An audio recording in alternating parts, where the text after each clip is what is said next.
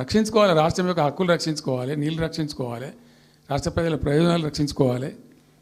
ఈ విధంగా ఇప్పుడు మా కళ్ళ ముందు జరిగినటువంటి దీనిలో ఈ దుర్మార్గంలో ఎట్లా మౌనం పాటిస్తాడు కేసీఆర్? ఎందుకు మౌనంగా ఉంటాం? ఎవరి కోసం ఉంటాం? ఎందుకోసం ఉండాలి? కాబట్టి అరాకిరి ముచ్చట్లు కావు. ఇష్టం వచ్చినట్టు మాట్లాడి ఇష్టం వచ్చినట్టు హాల్తు ఫాల్తు కూతలు కూసి ఏదో చేస్తామంటే అది జరిగేది కాదు, జరగనీయం. రెండవది, ఈ ప్రభుత్వం కూడా సర్వభ్రష్ట ప్రభుత్వం, సర్వంలో భ్రష్టమైంది. మేము చెప్తా, బీజేపీ కథ కూడా చెప్తా. ఎందుకు చెప్పా? డెఫినెట్గా చెప్తాము. అరే నువ్వు మా ఇంట్లోకి వచ్చి మాకు దోసుకపోతా అనుకుంటామే, నాకు అర్థం ఎవరైతుంది.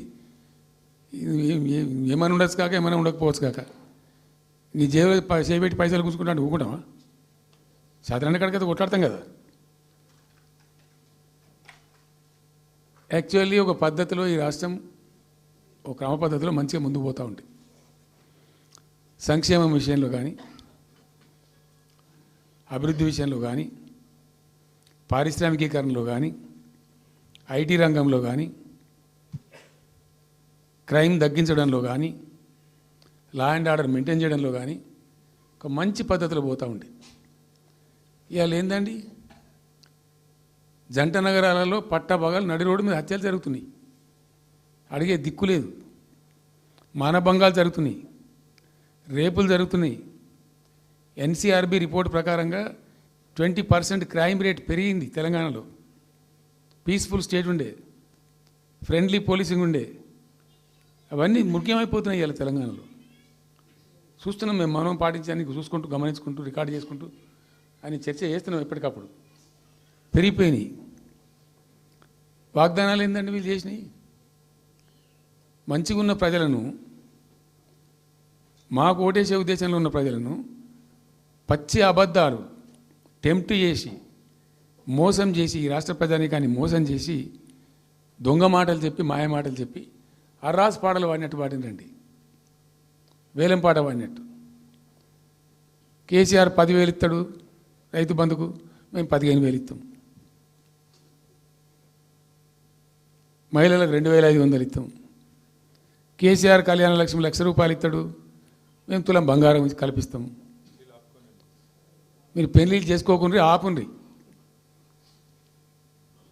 ఇదే ప్రభుత్వం మీరు చెప్పినటువంటి మాటలు, పెళ్లిళ్ళు చేసుకుంటూ ఆగిపోండి, మీరు నవంబర్లో వేసుకునే బదులు డిసెంబర్లో వేసుకుంటే తులం బంగారం కూడా వస్తుంది. ఉపన్యాసాలలో చెప్పినండి, మా దగ్గర ఉన్నాయి ఆ క్యాసెట్లని. ఇంకేం చెప్పినారు? పెన్షన్ తీసుకునే ముసలి ఎవరు అవుతున్నారో నవంబర్లో తీసుకోకుండా డిసెంబర్లో 4,000 వస్తుంది.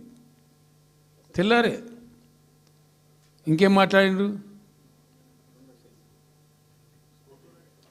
ఏంటిది అది? 2 లక్షల రుణమాఫీ అని నరికిండ్రు. ఉరుకుండ్రి బ్యాంకుల పంట పోయి జల్దీ తెచ్చుకోండి.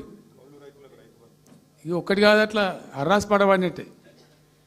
చివరికి విద్యార్థులకు, పాపం పేద విద్యార్థులకు ఇండియా ఒక స్కూటీలు కాదా బాబు, చాలా ఉన్నాయి.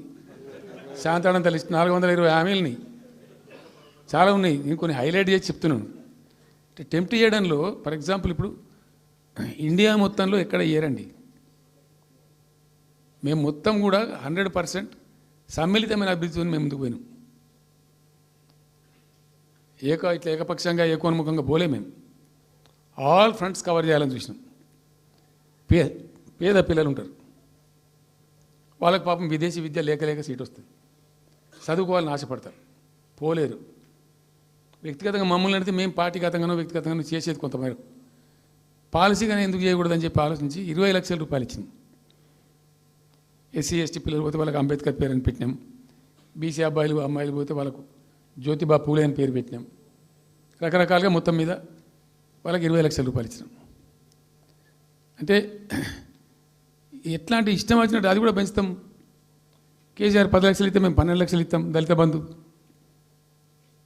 ఇట్లా ఎన్నండి ఇష్టం వచ్చిన అంటే నోటికి మొక్కాలిగా. అది కూడా 100 రోజుల లోపలనే ఇస్తాం. ఆ కార్డులు వంచుడు, సంతకాలు పెట్టి బాండ్ సంతకాలని ఇంటింటి కార్డులు వంచి మొత్తం చెడగోపం పెట్టారు. దిక్కుమాలిన దరిద్రం అంతా నెత్తిన పెట్టి కంప్లీట్ ప్రజలను టెంప్ట్ చేసి ఇలా వడ్లు కొంటలేరండి. సన్నాలు మొత్తం వాటిలో ప్రతి ధాన్యానికి లిస్టు పెద్ద లిస్టు శాంతాడంత లిస్టు. ఇక కందులకింత, మినుములకింత, పసుపుకింత, పప్పుకింత, మొక్కజొన్నకింత, అన్నిటికీ 500 బోనస్. అన్నిటికీ ఏమి దేనికి దిక్కులేదు. పత్తి కొనే దిక్కులేదు, వడ్లు కొనే దిక్కులేదు. ప్రైవేట్గా అమ్ముకుంటారు, దోపిడికి గురి అమ్ముకుంటారు పాపం. ఏడ్చుకుంటూ కన్ననీళ్ళు కుక్కుంటారు. చివరికి వస్తే యూరియా సప్లై చేసే తెలివితేటలు లేవానండి. మా గవర్నమెంట్ ఉన్నప్పుడు రైతులు గ్రామాలలో ఒక ఆటో రిక్షాకి డబ్బులు ఇచ్చి 10 బస్తాలు తెచ్చి బాబు అంటే తెచ్చి ఇక్కడ పడేసిపోతుండే వాడు పొలం కాడ. ఇవాళ రైతులు రోజుల తరబడి, గంటల తరబడి చెప్పులు పెట్టి, బీఆర్ఎస్ లేకముందు చెప్పుల లైన్లు ఉండే, బీఆర్ఎస్ ఉన్న రోజులు చెప్పుల లైన్లు మాయమైనవి. మళ్ళీ ఇప్పుడు కాంగ్రెస్ రాగానే మళ్ళీ ఇప్పుడు చెప్పుల లైన్లు స్టార్ట్ అయిపోయినాయి వరుస పెట్టి. మళ్ళీ ఇప్పుడు ఏందో యాపో బోపో తెచ్చిండ్రు, అది ఒత్తితే నడచలేదు, పిక్తలేదు. అది ఏ ఎరువు బస్తాకు యాప్ ఎందుకైనా నాకు అర్థం కాదు. ఇంకా ఆ యాప్లో కూడా నేను నాకు పూర్తిగా తెలియలేదు. నేను రాత్రి కూడా చెప్పే ఆ యాప్లో ఏముంటుందట. ఇప్పుడు నాకు పట్టుందా, అది ఎన్ని మాటలు ఇస్తారట. సపోజ్ నాకు 3 ఎకరాలు ఉంది. 3 ఎకరాలు ఉంటే ఎకరానికి 2 బస్తాలు చొప్పున 3 సార్లు ఇస్తారట. అది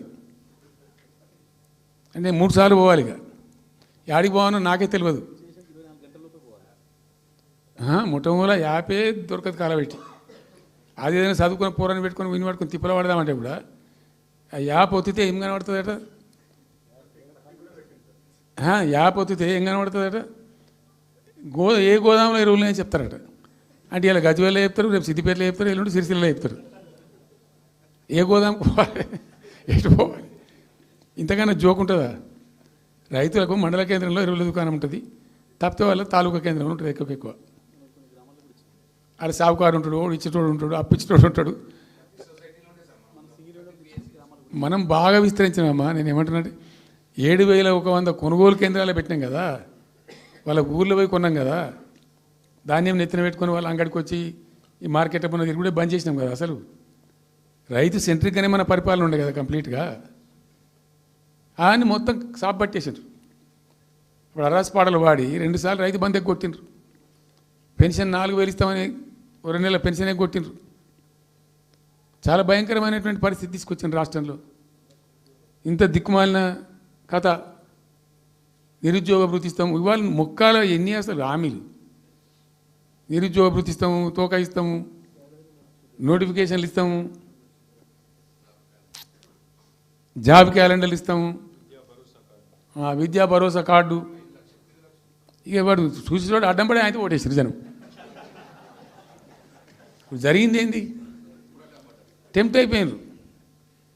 ఏమైందంటే యాక్చువల్లీ ఫ్యాక్ట్ ఏంటంటే ఇదే తెలంగాణ భవన్లో ఎన్నికలకు పోతున్నాం 2014. ఎన్నికల కమిటీ, హామీల కమిటీ ఒకటి ఉండే, మేనిఫెస్టో కమిటీ. అది రాస్తాను.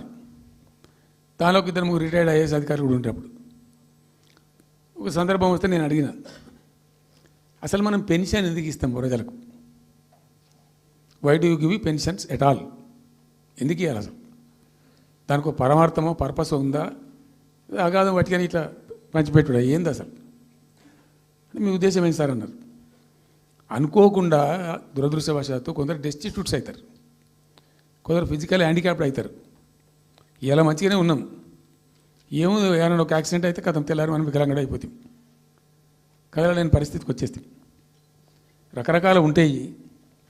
వృద్ధాప్యం వస్తే పాపం వాళ్ళ పిల్లలు చూసి చూడకపోయారు, కొంతమంది పట్టించుకొని లేని వాళ్ళు ఉంటారు.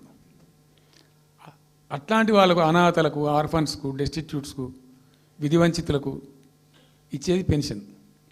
అది ఎందుకు? అదొక పరమార్థం ఉండాలి. వాళ్ళు బిర్యానీ తినకున్నా, పెద్ద గందరగోళం లేకున్నా కనీసం 2 పూటలు పప్పు పచ్చిపులిసింది అన్నం తిని వాంజాల వాడు పండుకుంటట్టు ఉండన్న ఆ మేరకు ఇవ్వండి అని చెప్పినాం. అప్పుడు ఒక ఆయన గోయల్ సాబ్ అని ఉండే ఐఏఎస్ ఆఫీసర్. ఆయన ఉప్పుకింత పప్పుకింత అని అన్ని రేట్లు లెక్కబెట్టి 670 రూపాయలు ఇస్తే సరిపోతుంది సార్ అన్నాడు. నేను గావాలకి ఇచ్చేదానికి కోషిష్ ఆయన 1,000 రూపీస్ పెట్టు, పెద్ద కథ ఎందుకు అని 1000 చేసాం. దేనికన్నా కానీ 1000 రూపీస్ చేసినాం ఫస్ట్. సెకండ్ టర్మ్ నేను ప్రకటించిన, మళ్ళీ మేము గెలిపించుకొని ఈసారి గెలిస్తే వెంటనే 2000 రూపీస్ చేస్తామని చెప్పాను. మొదలు 1000 అనేవాడు అడగలే. మా అంతటా మేమే సుమోటోగా మాట్లాడి చెప్పి డే 1 గవర్నమెంట్ ఇచ్చిన ఫస్ట్ క్యాబినెట్లో డిసైడ్ చేసి 1000 రూపీస్ పెట్టాం. 200 to 1000, 1000 to 2000 also first మంత్ని. Second టర్మ్లో మా గవర్నమెంట్ వస్తే ఫస్ట్ మంతే, ఏ మంత్లో గవర్నమెంట్ వచ్చినా అదే మంత్లో 2000 రూపీస్ చేసినాం, జనానికి అందించినాం.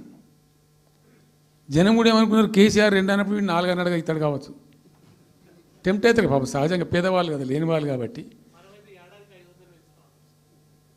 మనది కాదు సబ్జెక్ట్, అది కాదు కదా.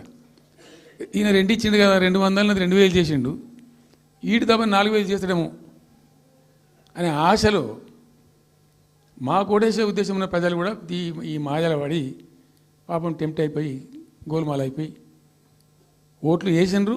ఇలా తలలు బాదుకుంటున్నారు, తిడుతున్నారు, భయంకరమైన తిడుతున్నారు. నిన్న నేను హైదరాబాద్ వస్తున్నాను, నిన్న నేను